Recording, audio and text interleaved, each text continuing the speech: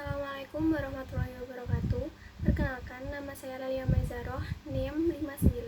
Di sini saya akan sedikit mempresentasikan tentang pertanian organik. Yang pertama yaitu definisi pertanian organik. Pertanian organik merupakan sistem pertanian holistik yang bertujuan untuk mengelola produksi guna mengoptimalkan produksi tanaman. Pertanian organik didasarkan pada penggunaan minimal bahan input eksternal dan tidak menggunakan input pupuk dan pestisida sintetis. Yang selanjutnya yaitu prinsip pertanian organik. Prinsip pertanian organik ada 4, yaitu kesehatan, ekologi, keadilan, dan perlindungan. Pertanian organik memiliki beberapa tujuan, antara lain adalah menghasilkan produk yang berkualitas dengan kuantitas memadai. Yang selanjutnya yaitu membudidayakan tanaman secara alami. Yang ketiga, mendorong dan meningkatkan siklus hidup biologis dan ekosistem pertanian. Yang keempat yaitu meningkatkan kesuburan tanah untuk jangka panjang. Tujuan sistem pertanian organik yang kelima yaitu menghindarkan seluruh bentuk pencemaran yang diakibatkan dari pencemaran teknik pertanian. Yang keenam yaitu memelihara dan meningkatkan keragaman genetik. Yang terakhir yaitu mempertimbangkan dampak sosial dan ekologis di lingkungan.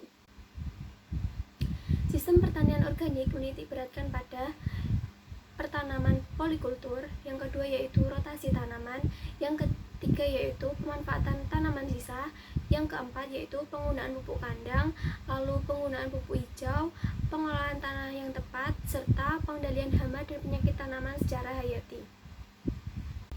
Untuk penerapan sistem pertanian organik ini, saya mengangkat studi kasus di kelompok tani Mekarjaya. Kelompok tani Mekarjaya ini menerapkan sistem pertanian organik yang disesuaikan dengan SNI. Langkah pertama untuk menerapkan sistem pertanian organik pada kelompok tani Mekarjaya yaitu kelompok tani Mekarjaya mulai melakukan konversi lahan karena lahan yang disesuaikan sebelumnya merupakan lahan konvensional, bukan lahan yang ditumbuhi oleh tumbuhan liar, sehingga harus dilakukan konversi lahan terlebih dahulu. Yang kedua yaitu pemeliharaan. Pemeliharaan ini meliputi areal pada masa konversi dan yang telah dikonversi menjadi areal organik. Tidak boleh digunakan secara bergantian antara metode produksi pertanian organik dan konvensional. Yang ketiga yaitu produksi. Kelompok tani Mekarjaya telah memperhatikan dan menjalankan hal-hal yang sesuai dengan standarisasi organik, seperti memperhatikan penggunaan kemasan untuk mengemas produk organik, pemberian label organik dan pada produk yang dikemas. Dan selanjutnya yaitu ada perbedaan petugas dalam menangani produk-produk organik maupun non-organik. Yang keempat yaitu pencegahan kontaminasi. Pencegahan kontaminasi dari air dilakukan dengan membuat filterisasi kolam air yang ditanami oleh tanaman enceng gondok seluas 5x5 meter. Pembuatan kolam air yang ditanami tanaman enceng gondok ini bertujuan untuk menyaring kotoran atau organisme pengganggu tanaman dari air. Yang kelima yaitu pengolahan lahan, kesuburan tanah, dan air.